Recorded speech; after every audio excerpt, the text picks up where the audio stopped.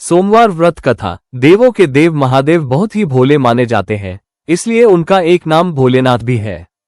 पौराणिक मान्यतानुसार भगवान शंकर को प्रसन्न करने के लिए किसी भी तरह के खास विशेष पूजन की आवश्यकता नहीं होती, क्योंकि कहा जाता है कि वो तो भोले हैं और भक्त की मन से की गई क्षणिक मात्र की भक्ति से ही वह प्रसन्न हो जाते हैं। अगर आप भी शिव की भक्ति और कृपा पाने के लिए सावन के सोमवार का व्रत करते हैं तो इस कथा से भोलेनाथ को प्रसन्न कर सकते हैं। एक बार किसी एक नगर में एक साहूकार था। उसके घर में धन की कोई कमी नहीं थी, लेकिन कोई संतान न होने के कारण वो बहुत दुखी था। संतान प्राप्ति के लिए वो हर सोमवार को व्रत रखता था और पूरी श्रद्धा के साथ शिव मंदिर जाकर भगवान शिव और माता पार्वती की पूजा करता था। उसकी भक्ति देखकर एक दिन मां पार्वती प्रसन्न होकर भगवान शिव से साहूकार की मनोकामना पूर्ण करने का निवेदन किया। पार्वती जी के आग्रह पर भगवान शिव ने कहा कि हे पार्वती, इस संसार में हर प्राणी को उसके कर्मों का फल मिलता है और जिसके भाग्य में जो हो उसे भोगना ही पड़ता है। लेकिन पार्वती जी ने साहूकार की भक्ति देखकर उसकी मनोकामना पूर्ण करने की इच्छा व्यक्त की। माता पार्वती के आग्रह पर शिवजी ने साहूकार को पुत्र प्राप्ति का वरदान तो दिया, लेकिन उन्होंने बताया कि यह बालक 12 वर्ष तक ही जीवित रहेगा। माता पार्वती और भगवान शिव की बातचीत को साहूकार सुन रहा था, इसलिए उसे ना तो इस बात की खुशी थी और ना ही दुख। वो पहले की भांति शिवजी की पूजा करता रहा। कुछ समय के बाद साहूकार की पत्नी ने एक पुत्र को जन्म दिया। जब वो बालक 11 वर्ष का हुआ तो उसे पढ़ने के लिए काशी भेज दिया गया।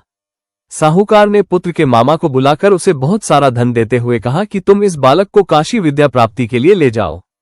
तुम लोग रास्ते में यज्ञ कराते जाना और ब्राह्मणों को भोजन दक्षिणा देते हुए जाना।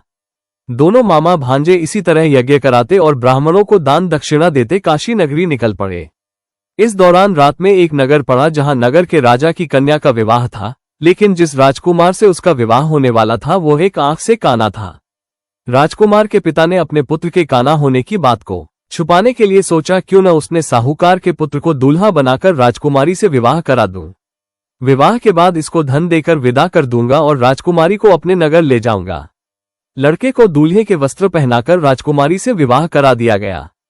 साहूकार का पुत्र ईमानदार था, उसे यह बात सही नहीं लगी, इसलिए उसने अवसर पाकर राजकुमारी के दुपट्टे पर लिखा कि तुम्हारा विवाह तो मेरे साथ हुआ है, लेकिन जिस राजकुमार के संग तुम्हें भेजा जाएगा वो एक आंख से काना है। मैं तो काशी पढ़ने जा रहा हूँ। जब राजकुमारी ने चुन्नी पर लिखी बातें पढ़ी तो उसने अपने माता पिता को ये बात बताई। राजा ने अपनी पुत्री को विदा नहीं किया, फिर बारात वापस चली गई। दूसरी ओर साहूकार का लड़का और उसका मामा काशी पहुंचे और वहां जाकर उन्होंने यज्ञ किया। जिस दिन लड़का 12 साल का हुआ उस दिन भी यज्ञ का आयोजन था। लड़के ने अपने मामा से कहा कि मेरी तबीयत कुछ ठीक नहीं है। मामा ने कहा कि तुम अंदर जाकर आराम कर लो। शिवजी के वरदानुसार कुछ ही देर में उस बालक के प्राण निकल गए। मृत भांजे को देख उसके मामा ने विलाप करना शुरू किया। संयोगवश उसी समय शिवजी और माता पार्वती उधर से जा रहे थे। पार्वती माता ने भोलेनाथ से कहा, स्वामी, मुझे इसके रोने के स्वर सहन नहीं हो रहा, आप इस व्यक्ति के कष्ट को अवश्य दूर करें।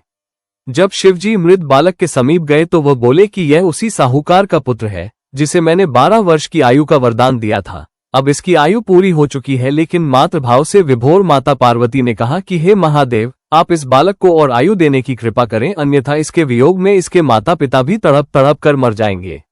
माता पार्वती के पुनः आग्रह पर भगवान शिव ने उस लड़के को जीवित होने का वरदान दिया। शिवजी की कृपा से वो लड़का जीवित हो गया। शिक्षा पूरी करके लड़का मामा के साथ अपने नगर की ओर वापस चल दिया। दोनों चलते हुए उसी नगर में पहुंचे जहां उसका विवाह हुआ था।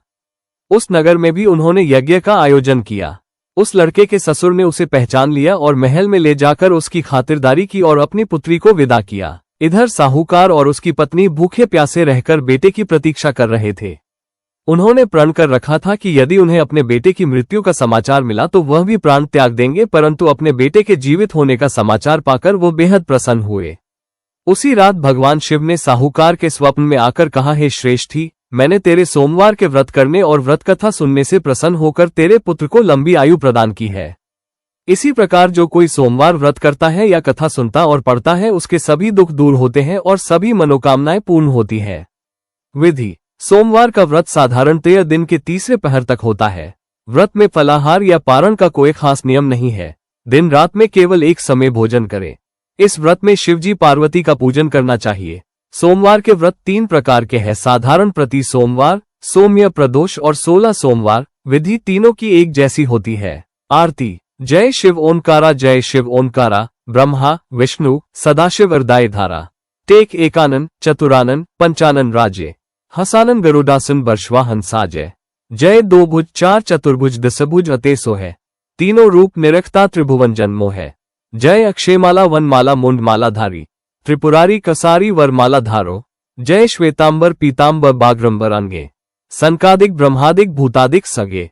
जय कर में श्रेष्ठ कमंडलु चक्र त्रिशूल धरता, जग करता जग हरता जग पालन करता। जय ब्रह्मा विष्णु सदा शिव जानत अविवेका, प्रणवाक्षर के मध्य ये तीनों एका।